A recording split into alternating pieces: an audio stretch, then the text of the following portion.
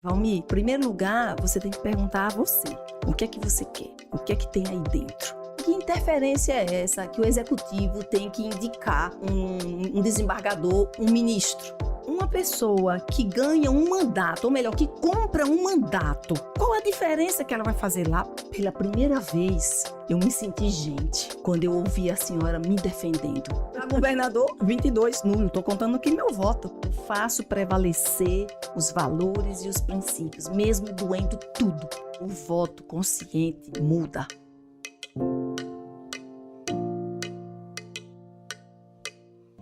Olá, sejam todos muito bem-vindos. Está no ar o Casa de Sopapo, o seu podcast de política e sobre política. Vocês sabem que toda semana nós temos um episódio novo aí, sempre com a personalidade do mundo político, não só sergipano, mas agora, nesse momento, sergipano sim. Falando de política, não só partidária, mas política pública, de saúde, de segurança, de habitação, enfim, mobilidade. Nós temos aí vários temas que precisam ser abordados aqui no Casa de Sopapo, claro, e eu precisando muito da sua audiência aqui no Spotify, é só baixar e acompanhar, é de graça, lembre-se disso sempre, é de graça, então aproveita e ouve os nossos episódios. Lembrando que o Casa de Sopapo é uma realização da SET Comunicação Estratégica com o apoio da Select Investimentos. E neste segundo episódio nós temos aqui o prazer de receber a vereadora por Aracaju, Emília Correia. Emília, seja muito bem-vinda ao Casa de Sopapo, é um prazer enorme receber você aqui. Olha, Kátia, para mim tá uma alegria estar aqui com você, viu, em primeiro lugar, já cumprimentando a todos que estão acompanhando aí. Eu amei o nome, Casa de Sopapo. Você sabe por que é Casa de Sopapo?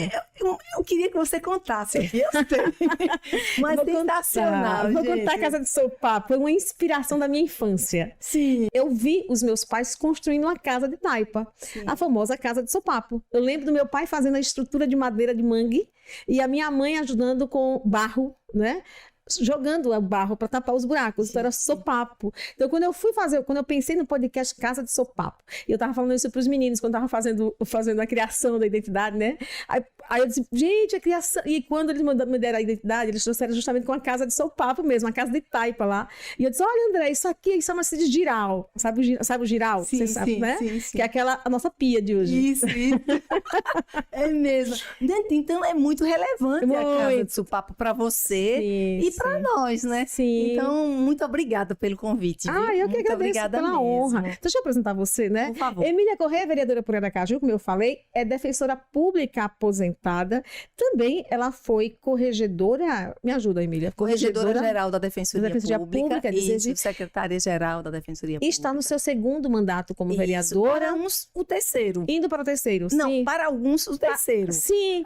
Depois eu explico por quê. Tá, então vamos lá, eu quero saber. Emília foi candidata a deputada federal na eleição de 2018, super bem votada, mas nós temos aí um tal de um coeficiente eleitoral que é um problema ainda muito sério para o país, né? Para os políticos, sobretudo, porque tem voto, mas não entram, enquanto quem tem menos voto acaba entrando. É um disparate, uma coisa meio louca aí, que difícil até de se explicar e de compreender, principalmente para quem tem voto, não é, Emília? Verdade. Essa legislação, para muitos, ela é democrática, porque faz o pequeno entrar, mas eu era pequena, tive muito voto e não entrei. Você sabe que... E mulher ainda mais. Mulher ainda mais, que tem toda aí uma tentativa, né, de se igualar esse processo, Com essa certeza, disputa, né, Kátia. que ainda é muito desequilibrada em todos os aspectos. Em todos os aspectos. Né? E em todo o Brasil. Em todo o Brasil. Aliás, em todo o Brasil, Em verdade. todo o Brasil, os parlamentos têm em média 12, 15% só. 15% já é muito. Já é muito, é verdade. Isso nas grandes casas legislativas, nos grandes estados, porque nos pequenos essa diferença aí é estúpida, né? E historicamente não evoluiu muito, não é? Emília, quero começar com você falando sobre... Vou começar pelo final da história, né? Sim. Você acabou de sair de uma campanha eleitoral agora em 2022. Como candidata a vice-governadora, com a eleição geral, a vice-governadora de um candidato muito bem votado e popularíssimo, que é o Valmir de Francisquinho. Conta pra gente o que fez você aceitar esse desafio de ser candidata a vice-governadora e qual foi a grande lição que você tirou de tudo isso? Então, olha, que pergunta difícil, porque é tanta coisa que a gente quer dizer e ao mesmo tempo talvez não consiga dizer tudo, mas a gente vai tentar. Mas diga tudo. A gente vai tentar. Não esconda nada. Então, primeiro, olha, foi a minha primeira participação em uma campanha para uma função majoritária. E eu tinha uma certa resistência nisso. Eu achei que ela foi muito importante, que é como se ela estivesse quebrando dentro de mim, em primeiro lugar, qualquer coisa em relação a ter que concorrer ao majoritário, digamos assim, né? Eu achei importante, isso já foi o primeiro item. Bem que lá atrás eu não fui por outras questões, né? Por outras questões. Mas nessa, eu resolvi ir, por quê? Uma coisa muito interessante que aconteceu, e foi exatamente assim, Kátia. Eu ouvi o clamor das ruas antes mesmo de eu imaginar ser candidata. Sim. As pessoas começaram a colocar isso nas redes sociais. Eram pessoas do povo de verdade, porque quando eu saía nas ruas, cada vez mais próximo do pleito, que eu ainda não tinha definido, nem o meu partido tinha definido para onde a gente ia e como a gente ia, eu encontrava nas ruas as pessoas e foi isso que eu parei e refleti. Tem alguma coisa acontecendo que eu preciso ouvir. Eu preciso ouvir. E eu precisava ouvir as ruas naquele momento. Porque se eu ia ali na padaria, se eu ia ali na feira, se eu ia no supermercado ou para a Câmara, alguém me abordava do nada e fazia bem assim, por favor, aceite ser vice de Valmir. Mesmo sem convite ainda? Não, mesmo sem convite, eu falei, a gente tá vendo, vamos ver o que acontece, vamos ver se acontece uma conversa, porque até então era assim. Depois a coisa foi crescendo e veio o convite, eu ainda fiquei reflexiva, porque havia a possibilidade muito certa de eu sair candidata a deputada federal. A gente estava analisando todos os pontos nessa questão da candidatura federal. Eu tinha concorrido a uma, você já mencionou aí, em 2018, eu tive 53 mil votos, Sim. Só em Aracaju foram 35 mil votos. Eu fui a candidata a deputada federal mais votada em Aracaju até hoje. E eu poderia ir de novo. E o meu partido queria isso de mim. A nacional queria isso de mim.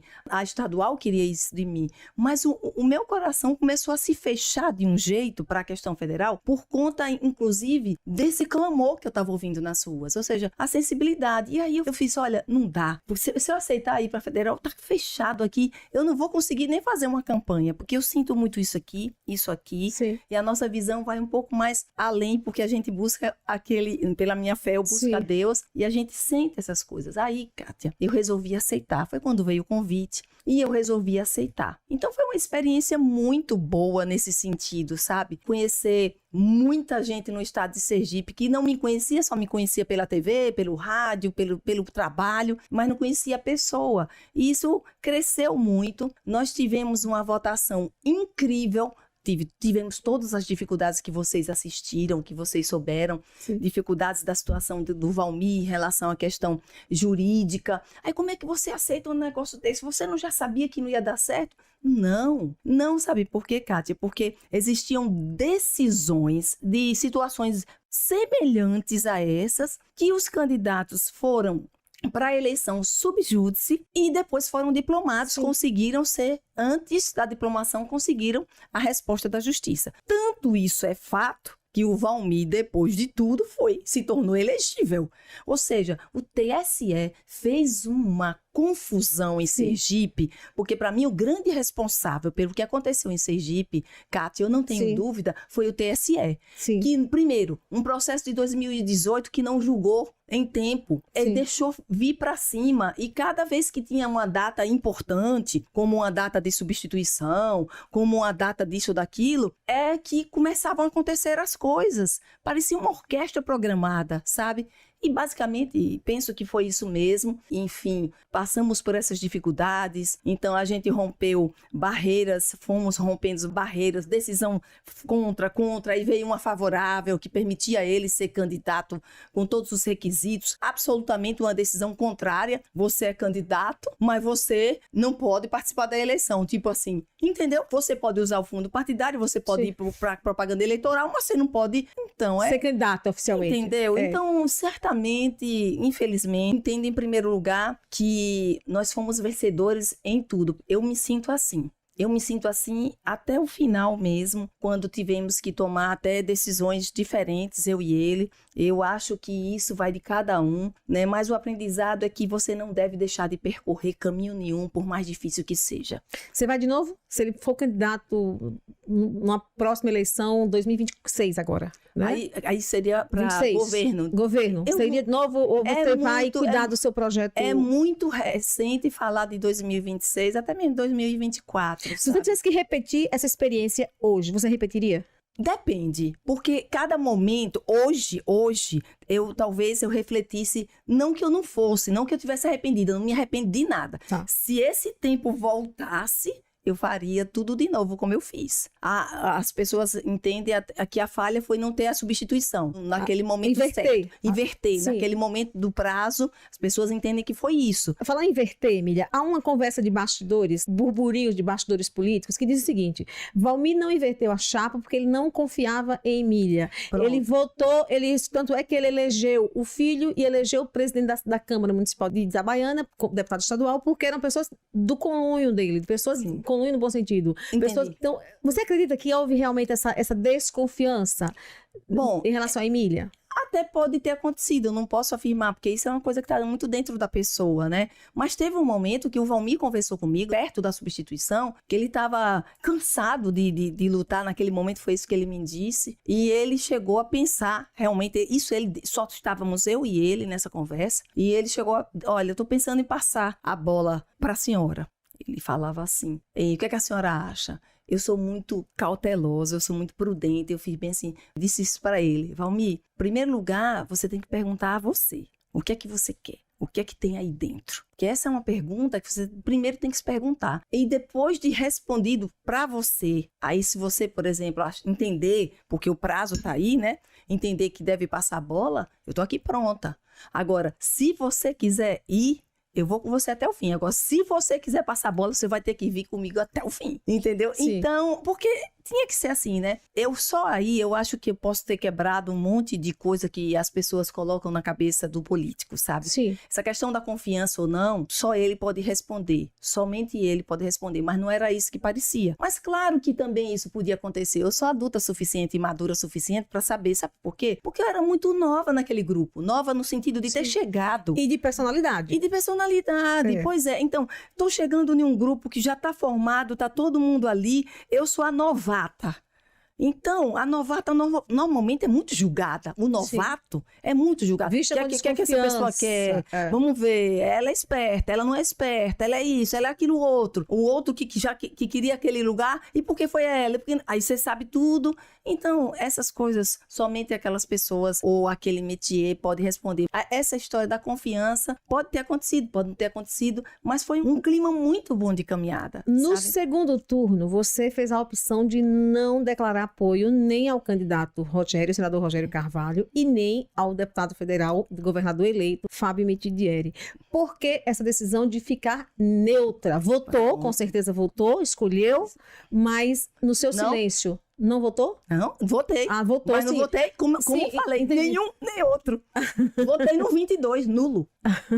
Para governador, 22, nulo. Tô contando aqui meu voto. Por quê? Porque eu quis ser, inclusive, fiel àquilo que eu produzi. Sim. Eu disse nem outro. Quando você viu Valmir entrar e apoiar Rogério Carvalho, o que passou na sua cabeça? Valmir conversou comigo. Teve um momento que nós estávamos conversando. Eu fui muito honesta com ele também. Eu não sei o que é que você vai resolver, se vai apoiar um ou outro, mas eu preciso antecipar a minha decisão para que você saiba. Sim. Se caso você vá escolher um ou outro para apoiar, eu não vou poder seguir você. E como é que a senhora vai se comportar? Nenhum, nem outro. É mesmo, doutora Emília? Sim. Por quê? Porque eu vou lhe dizer, Valmir, eu disse com toda a sinceridade, eu vou seguir o que o povo manifestou, o que o povo disse, o que o povo saía nas ruas, sem muitas vezes conhecer o Valmir, outros que conheciam a Emília, e queria votar. Ou se era protesto, se era protesto é porque eu não quero nenhum desses. Eu não quero nenhum, eu quero esse. Podia ser protesto, podia ser porque acreditava no trabalho dele, eu acredito nisso também, que ele é um bom gestor, foi e é um bom gestor, então acreditava nisso também, no jeito dele, simples de ser, eu acho que atraiu muita gente. Então eu falei para ele, é simples, Valmir, o povo disse nenhum nem outro, então eu vou seguir a soberania popular, eu não vou votar em nenhum e nem outro. Eu estava tão convicta que isso era o melhor, que isso me dava uma tranquilidade. Aí ele já entendeu ali, e tanto é que eu dei entrevistas perto ainda, bem próximo dele se pronunciar, mas não sabia direito como é que ia fazer, e perguntou, Tem uma tendência do Valmir, né? O âncora perguntava, e a senhora já tem a sua decisão? Eu ainda não tinha me pronunciado, claro. Sim. Eu tenho a minha aqui, ela tá prontinha. Eu só espero que combine com a de Valmir. Se não combinar, não tem problema. Sim. É porque eu não sabia ainda dele, né? Mas Sim. a gente já tinha conversado sobre isso. Sim. Então, Cátia, eu fui pela soberania popular, eu fui pela coerência. Se nenhum nem outro servia para o povo, e de repente eu vou abraçar um e vou começar. Se eu vou apoiar, eu vou ter que falar bem, eu vou ter que dizer que é isso, que é aquilo outro, ou seja, contrário a tudo que havia sido dito. É muita confusão na cabeça das pessoas. Deixa eu lhe apertar um pouquinho. Pode apertar, eu gosto. Votar nulo ou votar em branco são votos inteligentes? Pronto. Eu gosto dessa pergunta porque eu preciso dizer ao povo que o povo é o poder. Todo poder emana do povo. Sim. Se o povo tem um poder e tem um poder de escolha, ele vai escolher o que ele quiser. Tanto é que na urna tem lá, ó, você pode apertar aqui no confirma, você pode apertar no branco, são os tipos de voto. O eleitor não pode se violentar. Ser imposto para ele, por exemplo, duas figuras, e aí eu não estou falando nem especificamente das duas figuras do estado de Sergipe que concorreram, tem duas figuras, pronto, vou dar um exemplo muito simples do voto. Só que de um fato muito simples. Eu vou na casa de Cátia, aí Cátia chega e diz bem assim, Emília, você vai querer, eu tenho uma Coca-Cola geladinha e tenho um suco de goiaba, você vai querer o quê? Aí eu vou dizer, Cátia, eu não quero nenhum nem outro, porque eu não gosto da Coca-Cola, eu não gosto do suco de goiaba. Você tem água? Aí a Cátia vai dizer pra mim, não, Emília, vou ficar ali devendo. Então pronto, tá tudo bem. É uma escolha. Eu não sou obrigada a tomar uma coisa que eu não gosto. Nem a Coca-Cola e nem o suco de goiaba, entende? Então o eleitor também. O eleitor, não, aí eles inculcam na mente do eleitor e do político, que o político tem que ter um posicionamento, ficar em cima de muro, não é coisa de líder. Quem disse que dizer não a duas situações é ficar em cima de muro? É posicionamento. Sim. E posicionamento forte. De coragem. São dois nãos. Tipo assim, ó, não tenho negócio aqui e não tenho negócio aqui. Mas eu vou cobrar, porque eu sou cidadã e pago meus impostos. Na hora que for eleito um ou outro, vou fiscalizar, vou cobrar como qualquer cidadão. E o governo é impessoal. Perfeito. Ele vai trabalhar para todo o estado de Sergipe, aí na hora que se elege um governador, um presidente e é governador de todos. De todos que estão sobrevivendo nessa. Então não vejo como uma coisa que não é educativa, eu vejo como algo de personalidade, não me agradou. Eu vou numa loja, eu tenho duas blusas, uma é de uma cor que eu não gosto, a outra é de outra cor que eu não gosto, eu posso simplesmente não comprar, eu vou esperar. É uma decisão e o eleitor é livre. Ele não tem que decidir porque querem que ele decida. Agora, em algum momento, se ele tiver uma estratégia, gente, eu não quero esse, mas esse aqui é pior do que esse, eu vou votar nesse porque esse é pior. Uma escolha, uma decisão, ok. Mas podem votar nenhum. Eu estava conversando com a juíza aposentada lá de Belo Horizonte, a Maria Consentino, e ela, conversando comigo, tem uma live que eu fiz com ela, e ela disse, eu não vou votar em nível nacional nenhum nem outro, Emília, porque nenhum dos dois me representam. E eu não sou obrigada, para de dizer que nós somos obrigados a ter que escolher. É isso. Você falou aí desse posicionamento do TSE em relação à campanha eleitoral, né, especificamente na disputa do candidato Valmir de Francisquinho. E nós vemos aí os tribunais superiores, de forma geral, ingerindo muito na gestão, no executivo. Vivemos um momento em que os tribunais superiores, TSE, STF, STJ, STF, TSE, sobretudo, têm ocupado o papel de governo, têm tentado mandar no país e conseguido mandar no país muitas vezes. É isso que eu fico muito triste, porque eu venho de uma linha, eu sou da formação do direito, ou seja, ó, fui acadêmica de direito, me formei em direito, exerci função de advogada, de defensora pública. Eu nunca vi o que eu estou vendo agora. Primeiro, o STF, o STJ, o TSE não tinha nem essa visibilidade toda, porque, de repente, vamos pensar assim, a tecnologia não permitia. Sim. Não tinha essa influência. E a função deles... A função deles era de discrição, isenção, imparcialidade. Isso gerava para nós uma segurança jurídica que gera bem-estar. Eu estando ou não estando, ou tendo alguém influente ou não tendo, eu vou ter o meu direito à decisão nesse sentido, porque o meu direito me leva a crer que é isso. Hoje eu não sei mais nem o que é bom direito. O seu direito é bom quando a gente assegura isso para um cliente nosso. É bom mas eu não sei se você leva. Então, como é isso? Entendeu? Eu sei que cada caso é um caso, casos concretos aqui, casos em teses ali, mas em alguns momentos, Kátia, eu sinto, e acho que não só eu sinto, mas há uma interferência, muitas vezes, do Estado julgador para o Estado executor, que é o executivo, o julgador, né, e o legislativo, o legislador. Então, há uma mistura. Eu entendo que há, e eu acho isso perigoso. Já imaginou se o executivo começasse a julgar também? Mas essa interferência tão forte aí dos tribunais, no poder político, né, nos governos, nos legislativos, não é favorecida, não é fortalecida por essa fragilidade política que existe no país hoje, por um parlamento que não se respeita, por um governo que não se respeita, e aí o STF se sente livre para dar conta do parlamento, dar conta do executivo? Sim, aí um acaba interferindo no outro e gera o quê para a sociedade brasileira? Insegurança. Insegurança, não só insegurança jurídica, insegurança emocional, psicológica. Olha, isso aí poderia ser corrigido, Kátia. Poderia ser corrigido pelo legislativo, com algumas alterações na lei. E que interferência é essa que o executivo tem que indicar um desembargador, um ministro? Tem que vir de carreira. Sim. O ministro, né, do STF, do STJ, tem que ser juízes que vêm da carreira e não por indicação do executivo. Isso aí é um erro terrível e é isso que mistura tudo. Sim. Por exemplo, um desembargador tem a indicação de um governador na hora da escolha. Está na lista tríplice, passou por ali. Tem o quinto constitucional também, inclusive que lá atrás eu participei do quinto constitucional. Na minha época eu concorri com, inclusive, o doutor Edson Ulisses, que é presidente do tribunal. Sim. E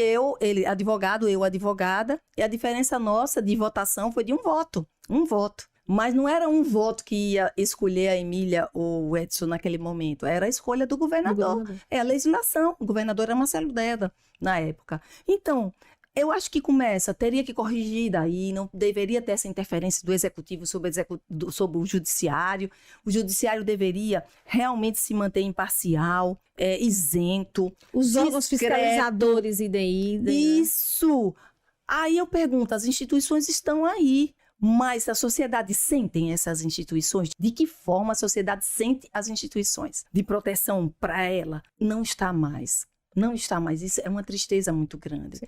Aí muitas vezes eles falam, eu não vou fazer nada não adianta de nada. Olha, quando um cidadão que paga impostos caríssimos diz um negócio desse, o nome disso é desesperança, falta de credibilidade no que se tem. Sim. Então, a classe política hoje é quem manda. O que se diz por aí é que a classe política é que manda no judiciário. Gente, isso é muito sério, eu não quero acreditar nisso. É o que a gente ouve o tempo inteiro. Sim.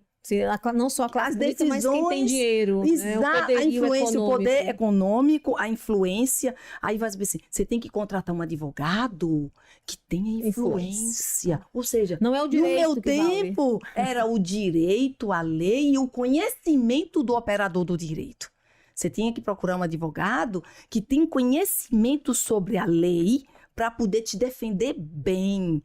E fique tranquilo, no mais o juiz vai fazer a parte dele, o promotor vai fazer. Não, hoje o dinheiro muitas vezes gasto é pelo advogado que tem influência naquele ambiente. Isso é de péssimo tom, isso é que pode gerar uma instabilidade numa sociedade absurda, que eu não sei onde é que vai parar. Emília, você, como bem disse, você é do direito, é uma mulher formada em direito, militou na advocacia, é defensora pública aposentada. Nessa sua experiência como defensora pública, você deve ter visto muita coisa e tratado com cidadãos sob os mais variados aspectos, muitos deploráveis. Com certeza. Como é que foi essa experiência e o quanto ela influenciou a sua decisão de ir para a política? Pronto. Outra pergunta boa que a gente quase não tem oportunidade de falar, porque às vezes o tempo é curto e não se chega nisso. Eu quero até recomendar aqui a você e a quem está nos assistindo, nos ouvindo. Eu fiz um documentário chamado A Defensora, uma história de amor. É a minha história. Legal. A Defensora, uma história de amor, porque quem abraça a história da defensoria, da instituição defensoria, se não tiver amor, não vai ser aquela defensora. Onde é que encontra o documentário? Tá no YouTube. Tá no YouTube, Emília Correia, tá lá completinho. Eu resumi 33 anos da minha vida como defensora pública em 24 minutos. tinha muita coisa que eu podia botar ali. Então, eu vi ali, Kátia, coisas que me ensinaram a ser mais humana, que me ensinaram a olhar mais para os olhos do menos favorecido. Aquilo me foi ensinado que eu estava ali para atender o menor, o mais fraco, o pequeno. E eu não troquei isso por nada. Por nada. E aquele menor, aquele pequeno, quando a gente ia para um tribunal do júri, fico aqui arrepiada, ia para o tribunal do júri, eles ali estavam entregue, digamos assim, à própria sorte. Se aquele defensor, aquela defensora, no caso eu, não tivesse ali com um compromisso de defendê-lo como a Constituição manda, podia fazer qualquer defesa. Eles estavam vulneráveis, eles não tinham dinheiro nem para escolher o advogado deles. Então a minha responsabilidade cada vez mais aumentava. Então eu ouvi coisas assim fortes. Eu recebi famílias depois de uma defesa que eles assistiam e ouvi réus, que muitas vezes a sociedade não quer nem ver, quer jogar no lixão e generaliza, dizer bem assim: doutora Emília, pela primeira vez eu me senti gente quando eu ouvi a senhora me defendendo. Porque a senhora me tratou como gente, a senhora me elevou na questão humana da coisa, porque nem isso. Às vezes, um médico hoje, um advogado hoje, às vezes nem olha para o teu olho. Eles prescrevem uma receita lá de cabeça baixa. Então isso gera no ser humano, tipo assim, eu não tenho nem nada, nem ninguém. Uma invisibilidade. Uma invisibilidade. Então eu vi coisas muito fortes. Eu defendi uma mulher no tribunal do júri, que eu queria tanto encontrá-la, de vez em quando eu encontro nas ruas as pessoas que eu defendi, seja na área de família, do consumidor, do crime, da questão criminal, que nem todos que estão sendo acusados cometeram ou não cometeram daquele jeito. E às vezes sim. Ela era uma mulher bonita assim como você, da sua cor, e o olho claro. Ela era lésbica, ela gostava de mulher, mas ela tinha uma dificuldade de encarar isso, sabe? Ela dizia assim, queria ser normal, eu queria ter uma família. Então ela tinha esse conflito com ela mesma, e aí ela conheceu um homem mais velho. Essa é a história dela, do processo, ela que conta isso. Ela conheceu um homem mais velho que fez uma proposta para ela de querer casar, de dar uma família a ela. Ela foi muito honesta, eu fiquei fã dela, porque ela disse assim, não posso fazer isso. Porque eu não gosto, eu gosto de mulher, e se eu casar com você, que era o desejo que eu queria, ter uma vida normal, talvez eu não seja boa para você. Ele fez, vamos tentar? Ela foi tentar. Ficaram casados 9 anos, estou resumindo bem a história. 9 anos, tiveram 3 filhos. E aí, em determinado momento desse casamento, ela começou a sentir saudade do que ela gostava, das amigas e tal. E ela começou a sair, e nisso o marido foi buscá-la e trouxe arrastando pela rua, puxando pelos cabelos, humilhando e ofendendo muito verbalmente, que às vezes uma palavra dói muito mais do que um tapa, né? E aí ela perdeu a cabeça e pegou uma faca e matou numa área letal na frente dos filhos. Foi muito marcante, mas o final dessa história é que essa mulher foi muito honesta não só com o que ela sentia, mas com a família também. Ela chegou e disse assim, quando ela veio para o tribunal do júri, ela não negou nada. Ela disse, eu quero pagar o que eu fiz, porque eu quero pagar tudo que eu fiz para depois voltar para cuidar dos meus filhos. E aí eu fiz uma defesa dessa mulher. Quando ela chegou, ela toda bonita, e no dia do júri ela estava com a cabeça raspada, sabe? Eu falei, caramba, porque tudo isso influencia no júri. Na defesa do tribunal do júri, a postura, olhar, tudo influencia. Eu disse, caramba, o que aconteceu com o seu cabelo? Eu perguntei a ela. Aí ela disse que teve um problema lá, e era o telefone nela, ela estava sem ouvir. O telefone é aquela pancada que dá aqui do lado, rasparam a cabeça e tal, aquele negócio todo. Eu disse, você vai dizer isso quando você for falar? Ela, eu vou dizer. Disse toda a verdade, contou detalhes que ela não devia ter contado, porque podia piorar a situação dela. Mas eu fiz uma defesa nesse sentido, mostrando que que reação você esperava de uma mulher que estava sendo ofendida, humilhada, tal, daquele jeito. E ali a minha tese foi acatada, ela já tinha cumprido uma boa parte da pena antes do julgamento, e dali a 15 dias ela sairia dali livre, sabe? Ela me chamou, isso aí vem a parte da defensora, que você me perguntou quanta coisa eu não vi. Ela me chamou, apertou minha mão assim e disse, doutora Emília, eu quero que a senhora saiba de uma coisa. Depois desses 15 dias, quando eu saí, que fui encontrar meus filhos, uma coisa que eu nunca vou esquecer na minha vida é da defesa que a senhora fez. Eu não sei se advogado pago, e aí sem nenhum tipo de separação, porque Sim. tem excelentes advogados, que era tudo que todo mundo queria ter, mas às vezes não tem a condição de pagar. E a defensoria existe para isso? A Para defensoria proteger o existe, cidadão exato, carente? e que defenda com a alma, com conhecimento, tá? Ela disse isso, eu falei, eu estou muito feliz de ter conhecido você. Então são pessoas que não é porque estão ali acusadas de cometer um crime, de homicídio, seja lá o que for, que devem ser descartadas, de jeito nenhum. Como isso contribuiu para a sua entrada na política? Pronto, isso na verdade, a política não estava na minha cabeça. Isso também faz parte da minha história. Tem gente que começa a se arquitetar para ser político, né? A se candidatar, aí imagina ficar conhecido, fazer um programa de rádio, essa é uma estratégia de muito, Sim. ou de televisão, para se tornar conhecido, para poder... Tudo meu aconteceu de uma forma assim muito espontânea.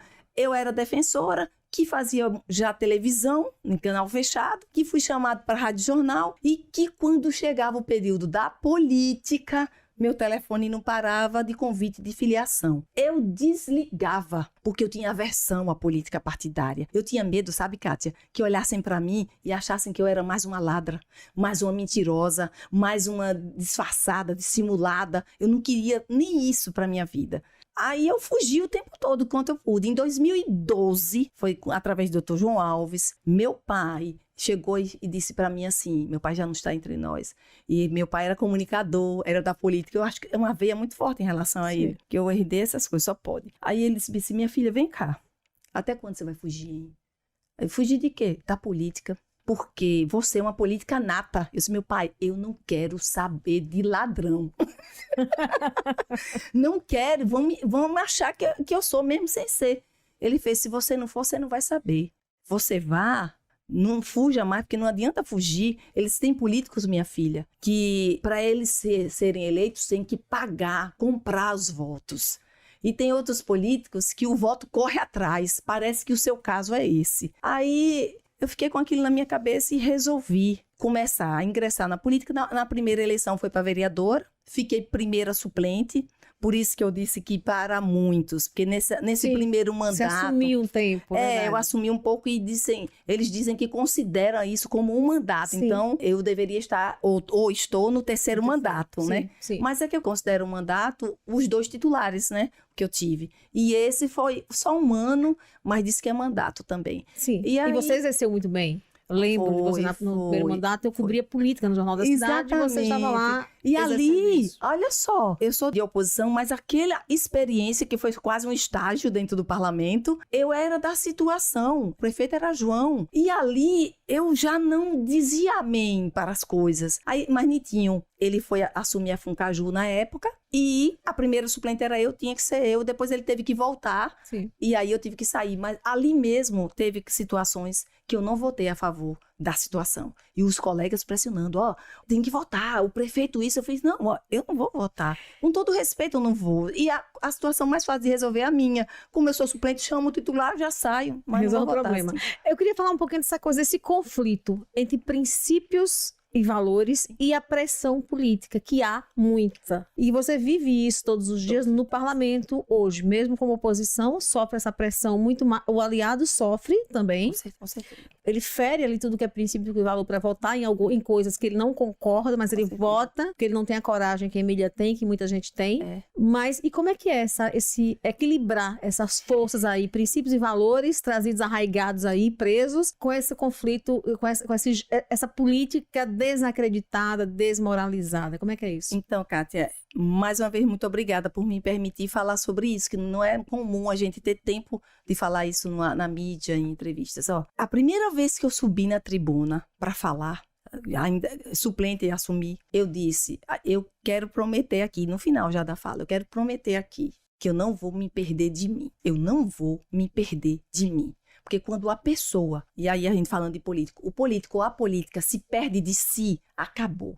É difícil se encontrar depois, porque já afrouxou muita coisa, sabe? Então essa luta que você coloca, ela existe dentro de mim realmente quase não, todos os dias. E quase todos os dias a gente pensa, não tô no lugar certo, não tem como, não é a minha casa aqui, não é o meu lugar aqui, por conta desses conflitos, desconforto, o desconforto, porque A maior parte segue o fluxo e você está sempre no meio de poucos, porque não só sou eu, lógico, está no meio de poucos contra toda uma força de um sistema o tempo inteiro. Aí isso é cansativo demais, é cansativo pro seu emocional, pro seu psicológico, pro seu físico. Tem dias que você tá morta sem ter feito uma corrida, entendeu? Emília. Aí eu faço, só para resumir, como é que eu faço? Eu faço prevalecer os valores e os princípios, mesmo doendo tudo, mesmo sendo tão difícil, mas aí eu durmo bem, eu acordo bem, vou de novo, aí vem pra luta e vou de novo, até o dia que Deus permitir, né? E como é que a população... Porque aí você já deve ter ouvido isso. Já deve ter pedido voto a alguém e dizer assim, que nada, política é tudo igual, tudo ladrão. Como é que é isso na sua cabeça quando você recebe também essa rebordosa de que também é ladra? E a gente recebe isso exatamente daquele que ainda não conhece ou então daquele que não quer nem conhecer. Sim, que tem ojeriza. Que ojeriza. Falou que você é político ou política, não acredita mesmo, é fechada a pessoa. O que é um grande equívoco, não é? O que é um grande equívoco. Mas como é que você recebe essa coisa de que política é tudo igual, tudo ladrão? Então, aí eu volto pro início que eu não queria aceitar e meu pai insistiu que eu dizia, eu não quero que olhem pra mim achando que eu sou uma ladra, que eu sou uma mentirosa, né? Aí quando eu ouço isso, aí eu respiro e tenho a obrigação de compreender aquele que tá dizendo, porque ele certamente tem motivo para isso, muito motivo para isso. Só que ele generalizou e eu não tenho aquela culpa que ele está dizendo.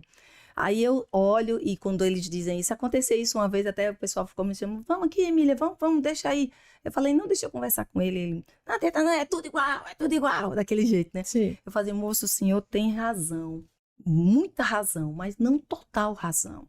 Porque, veja, na casa do senhor, na sua família, na minha família, tem gente boa e tem gente que não é. Tem gente que seguiu um caminho maravilhoso, limpo, seguro, e teve gente que desviou feio. E às vezes até o bom paga porque o irmão é daquele jeito, o filho é daquele jeito.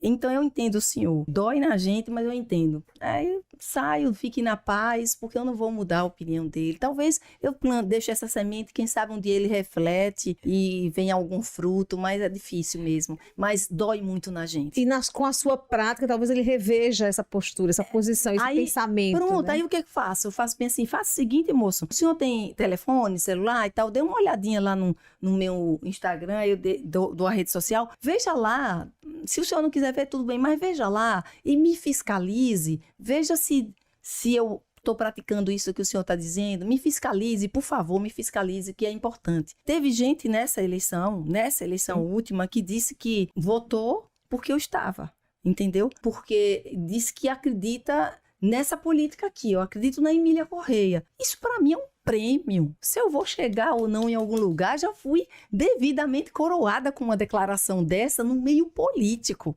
Sabe? No meio político. Então, esses são os valores, inclusive, para muitos, quando eu perco, na minha cabeça, eu não perdi, eu ganhei.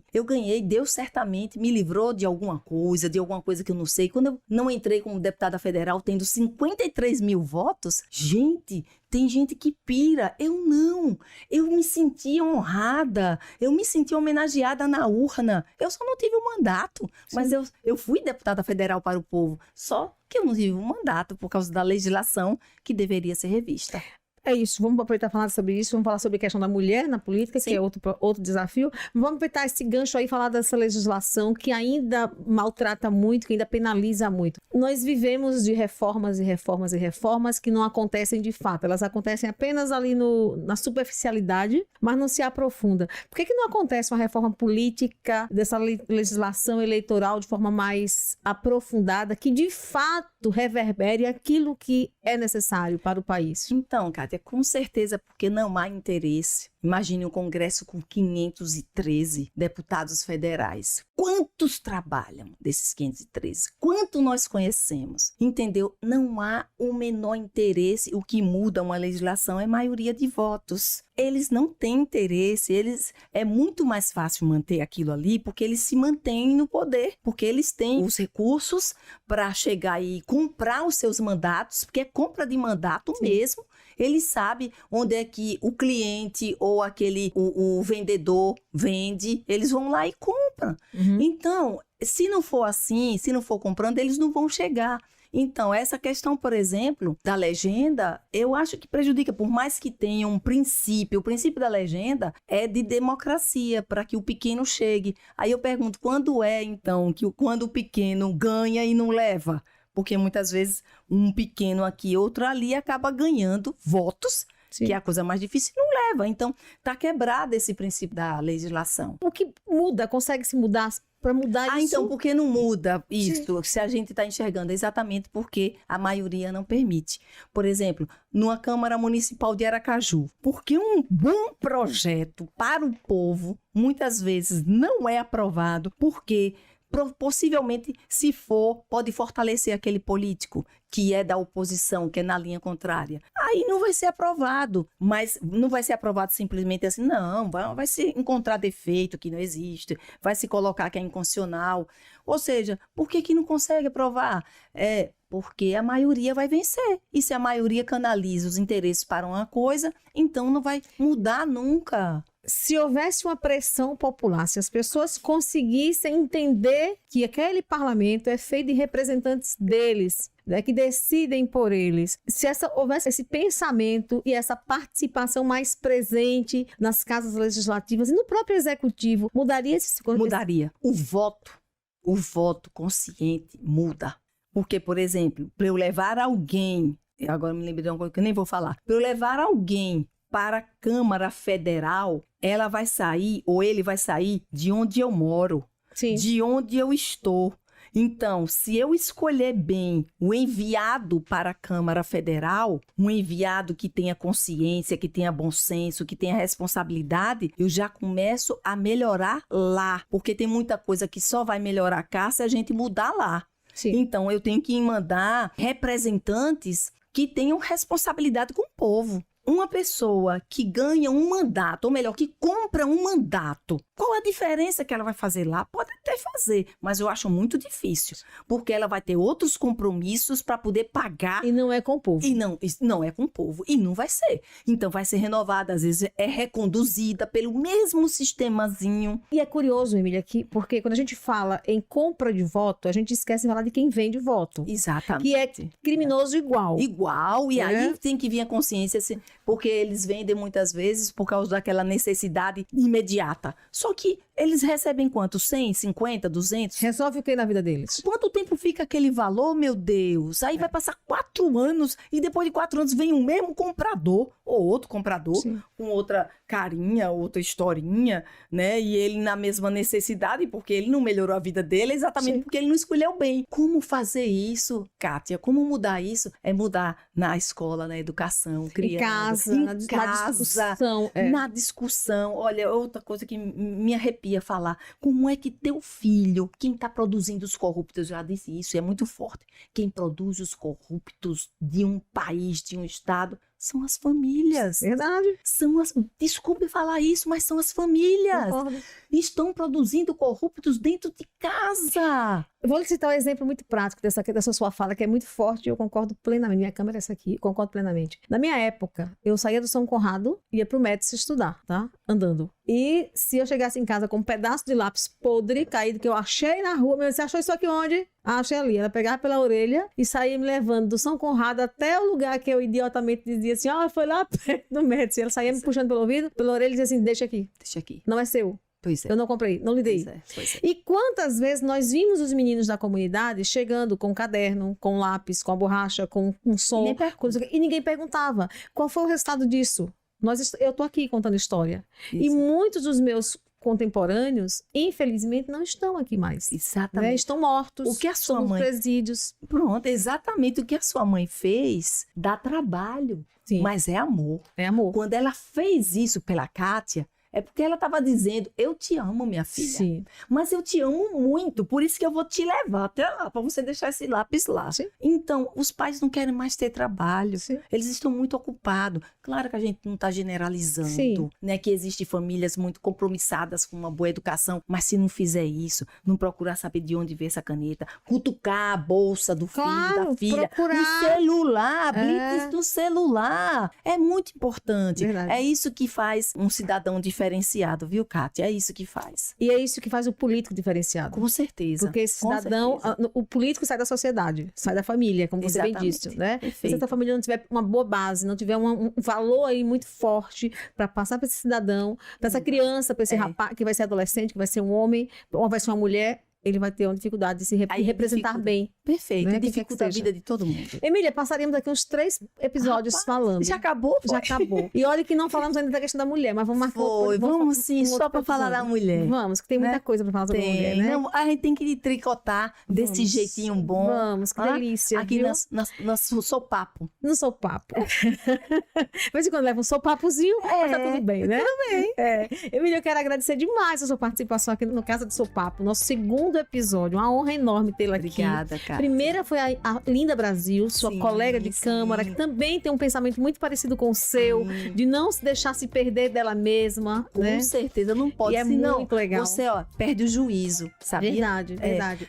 O melhor remédio para manter a saúde mental, sabe qual é, Sim. Kátia? Falar a verdade, Sim. porque você nunca se confunde. Perfeito. Então, fim de podcast. Muito obrigada. Obrigada a você que nos acompanhou até aqui.